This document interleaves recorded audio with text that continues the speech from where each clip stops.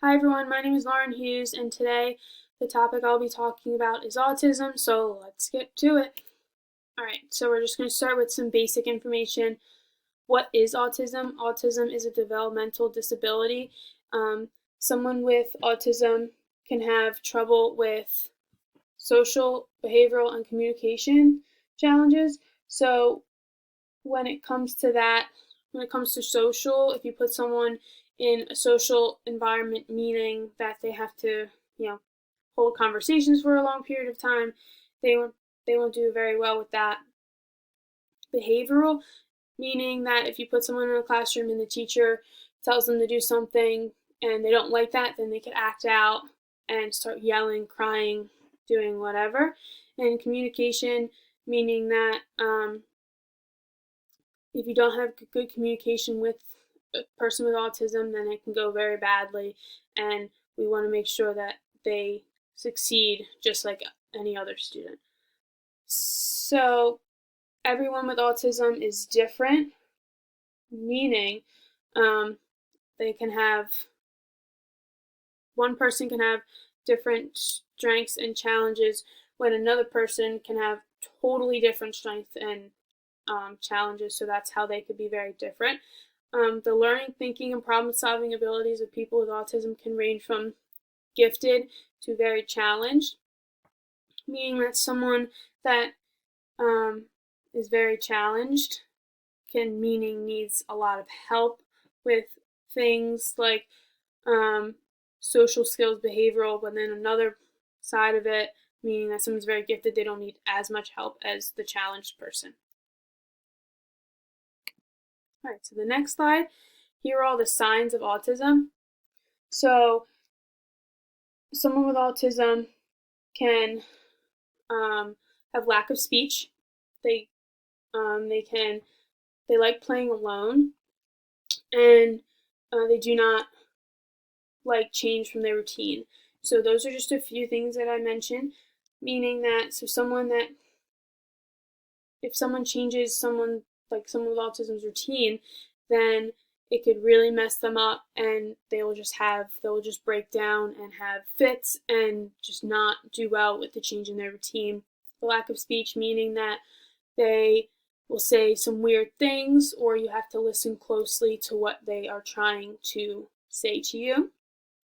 And then I understand that a lot of people or a lot of kids like to play alone. So necessarily that does not mean that if a child likes to play alone, they have autism.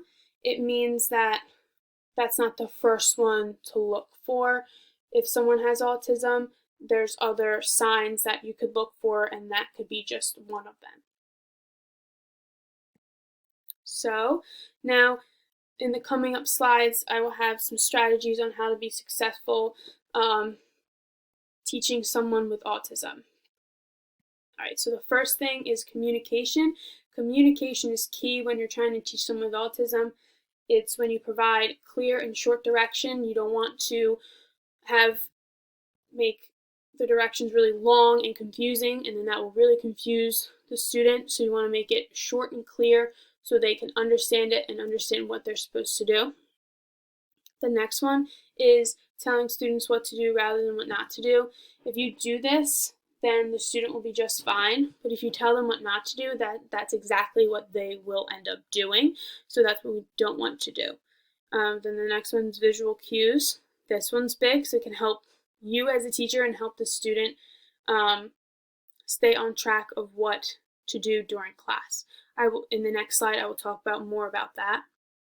And also, we have to make sure that the method us as teachers are using is making the student feel comfortable and also helping them be successful. All right, so this slide just shows a few pictures. So on the left here, it shows a daily schedule. This can really help the student because it's very visual. People with autism do very well when it comes to visual things. So to this, if you say what we have to do during the class, and then once it's done, then we can move it over to all done, and then it will really help the students stay on track and know what they have to do during the class. This one on the right, it's the first and then.